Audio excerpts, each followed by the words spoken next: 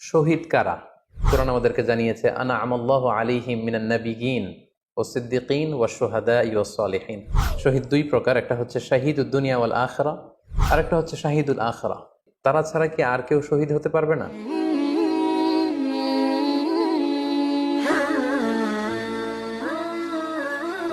আসসালামু আলাইকুম ওয়া রাহমাতুল্লাহি ওয়া বারাকাতুহু।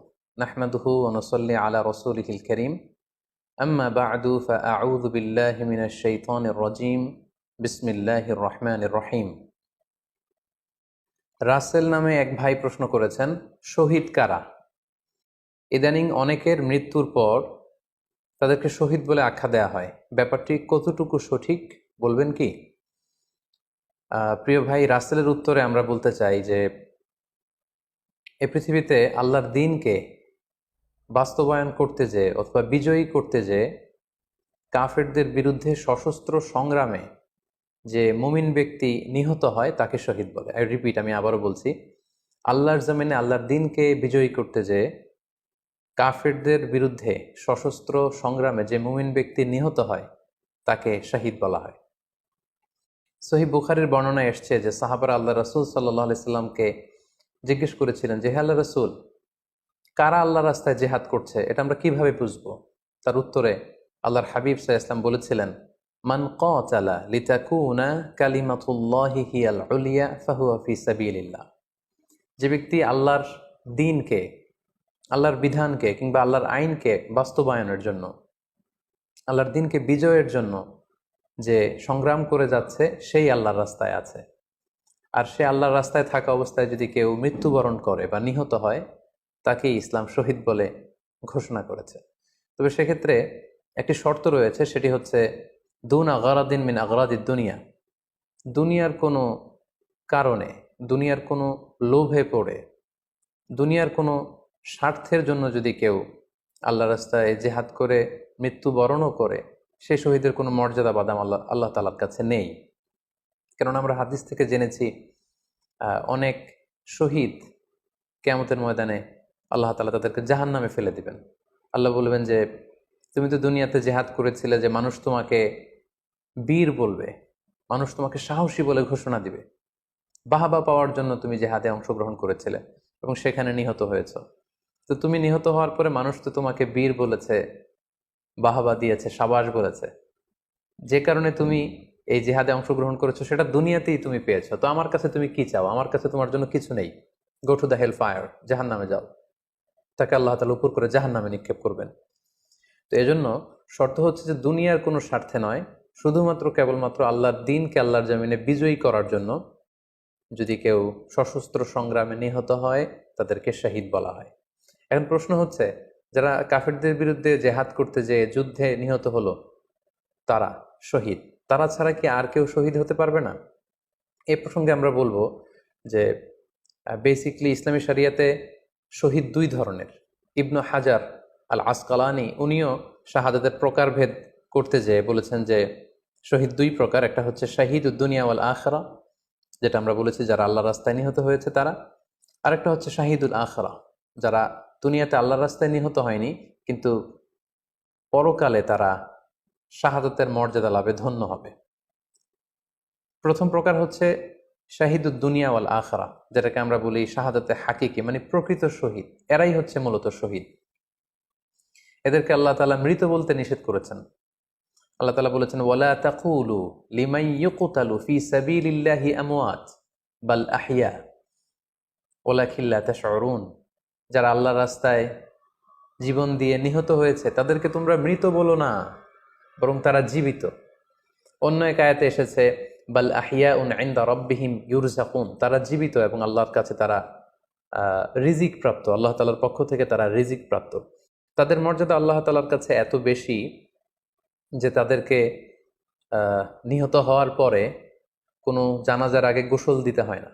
তাদের রক্তাক্ত দেহটাকেই সরাসরি জানাজার পরে দাফন করে দিতে হয়, কেননা সেই ঝরঝরে রক্ত নিয়ে তারা সেদিন কিয়ামতের দিবসে আল্লাহ তাআলার দরবারে তারা হাজির হয়ে যাবে। এবং আমরা যদি কোরআনের দিকে তাকাই, কোরআন আমাদেরকে জানিয়েছে আনা আমাল্লাহু আলাইহিম মিনান নাবিয়িন ওয়াস সিদ্দিকিন ওয়াস শুহাদা ওয়াস সালিহিন, মানে সবচেয়ে শ্রেষ্ঠ তাবাকা বা দারাজা হচ্ছে নবীদের দারাজা। নবীদের পরে হচ্ছে সিদ্দিকিনদের দরজা, এবং সিদ্দিকিনদের পরেই যাদের মর্যাদা আল্লাহ তাআলার কাছে সবচাইতে বেশি তারা হচ্ছে শুহাদা। এজন্য প্রতিটি মুমিনের জীবনের আকাঙ্ক্ষা বা তামান্না থাকা উচিত তারা যেন শাহাদাতের মৃত্যু আল্লাহ তাআলার কাছে কামনা করে। এবং আমরা যদি সাহাবাদের জীবনের দিকে তাকাই তাহলে দেখবো ওনারা সবসময় আল্লাহ তাআলার কাছে শাহাদাতের মৃত্যু কামনা করতেন। সাইয়েদনা ওমর ফারুক রাদিয়াল্লাহু তাআলা আনহু আল্লাহ তাআলার কাছে সবসময় শাহাদাতের মৃত্যু চাইতেন। সহিহ বুখারীর বর্ণনায় এসছে ওমর ফারুক রাদিয়াল্লাহু তাআলা আনহু দোয়া করতেন আর বলতেন, আল্লাহুম্মা রযুকনি শাহাদাতান ফি সাবিলিক ওয়াজআল মাউতি ফি বালাদি রাসূলিক, মানে হে আল্লাহ আপনি আমাকে শাহাদাতের মৃত্যু নসিব করুন এবং আপনার প্রিয় হাবিবের এই শহর মদিনা শহরে আমার মৃত্যু আপনি নসিব করুন। এবং আমরা যদি ওমর ফারুকের জীবনের দিকে তাকাই তাহলে আমরা দেখব যে উনি শহীদী মৃত্যু লাভ করেছিলেন। একজন অ্যাসাসিনেটরের মাধ্যমে আত্মাইর আঘাতে তিনি শহীদ হয়েছিলেন। এবং আল্লাহ রাসূল সাল্লাল্লাহু আলাইহি ওয়াসাল্লামের পাশে আবু বকর রাদিয়াল্লাহু তাআলা আনহু কবর, তার পাশেই কিন্তু ওমর ফারুকের কবর। তার মানে মদিনাতেই তিনি আল্লাহ রাসূল সাল্লাল্লাহু আলাইহি ওয়াসাল্লামের পাশে মৃত্যুবরণের পরে শোয়ার সৌভাগ্য তিনি অর্জন করেছেন। তাহলে এই আলোচনা থেকে আমরা বুঝলাম যে প্রকৃত শহীদ হচ্ছে যারা আল্লাহর রাস্তায় নিহত হয় এবং এর মর্যাদা আল্লাহ তাআলার কাছে অনেক বেশি। কিন্তু এই শাহাদাতে হাকিকি বা প্রকৃত শহীদ ছাড়াও আরো অনেক মৃত ব্যক্তিকে আল্লাহ রাসূল সাল্লাল্লাহু আলাইহি ওয়াসাল্লাম শহীদি মৃত্যুর সুসংবাদ দিয়েছেন। তারা জেহাদে অংশগ্রহণ করেনি, তারা কাফিরদের আঘাতে নিহত হয়নি, তারা প্রকৃত শহীদ নয়, কিন্তু কিয়ামতের দিন তারা শাহাদাতের মর্যাদা লাভ করবে। তারা কারা? এ ব্যাপারে আমরা সহিহ মুসলিমের একটি হাদিস এখানে উল্লেখ করতে চাই, যেখানে আল্লাহ রাসূল সাল্লাল্লাহু আলাইহি ওয়াসাল্লাম সাহাবাদেরকে জিজ্ঞেস করেছেন, মা তা'উদ্দুনা শাহিদা ফীকুম, ওহে সাহাবারা তোমরা কাদেরকে শহীদ বলে মনে করো? সাহাবারা বললেন যারা আল্লাহর রাস্তায় নিহত হয় তারা শহীদ। তখন আল্লাহ রাসূল সাল্লাল্লাহু আলাইহি ওয়াসাল্লাম বললেন, ইন্না শুহাদা উম্মতি ইদান লাকালিল, এরকম হলে তো আমার উম্মতের মধ্যে শহীদদের সংখ্যা একেবারে কম।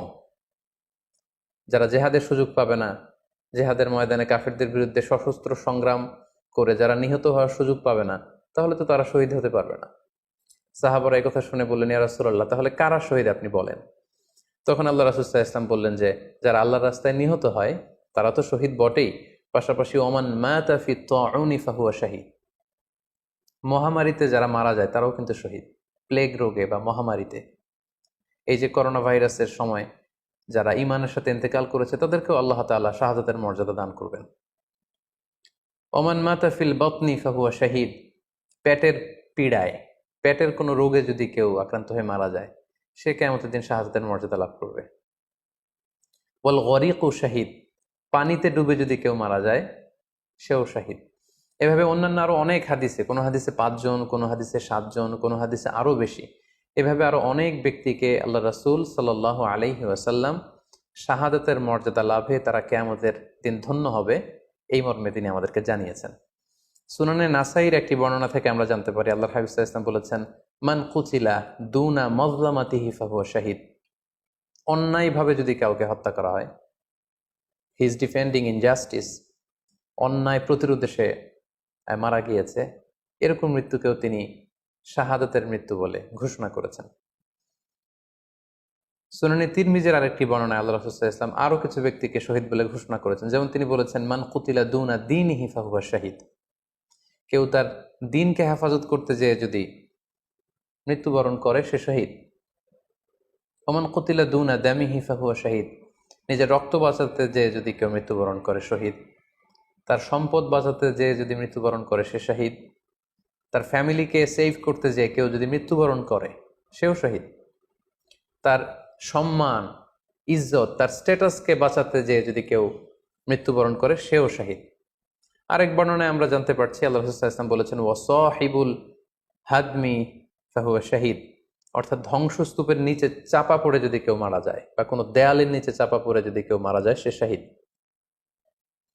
ওয়াসাহিবু যাতিল জানবি শাহীদ, অর্থাৎ ফুসফুসের কোনো রোগে, লেটসে লাং ক্যান্সারে যদি কেউ মারা যায়, ফুসফুসের কোনো ভয়ানক রোগে যদি কেউ মারা যায় সে শাহীদ, শহীদের মর্যাদা পাবে। আল হারিকু শাহীদ, আগুনে পুড়ে যদি কেউ মারা যায় সেও শহীদ।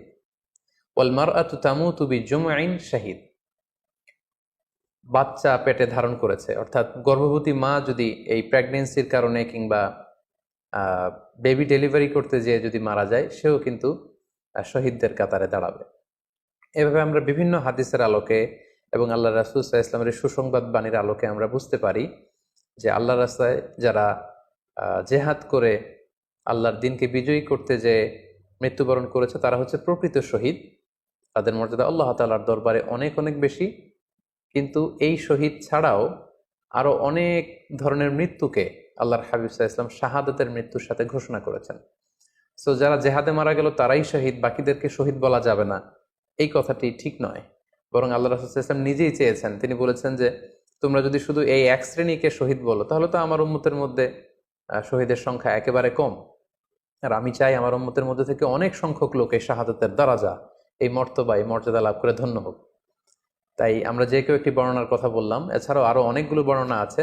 এই ধরনের মৃত্যু যারা বরণ করেছে, লেটসে পানিতে ডুবে, আগুনে পুড়ে, পেটের পীড়ায়, নিজের সম্পদ বাঁচাতে যে, অন্যায়ের প্রতিরোধ করতে যে, সন্তান ভূমিষ্ঠ করতে যে, এরকম যত ধরনের মৃত্যু রয়েছে এ ধরনের মৃত্যুকে আল্লাহ রাসূল সাল্লাল্লাহু আলাইহি ওয়াসাল্লাম শহীদী মৃত্যু বলেছেন। এবং কিয়ামত দিবসে এই সমস্ত লোকেরাও তারা শাহাদাতের মর্যাদা লাভে ধন্য হবে ইনশাআল্লাহ। আশা করি প্রশ্নের উত্তর আপনি পেয়েছেন। আল্লাহ তাআলা আমাদের সবাইকে সঠিকভাবে ইসলাম জানার, বুঝার এবং সে অনুযায়ী মানার তৌফিক দান করুক। হাযা মা ইনদি ওয়াল ইলমু ইনদাল্লাহ আলাইহি তাওয়াক্কালতু ওয়া ইলাইহি উনীব। ওয়াসসালামু আলাইকুম ওয়া রাহমাতুল্লাহি ওয়া বারাকাতুহু।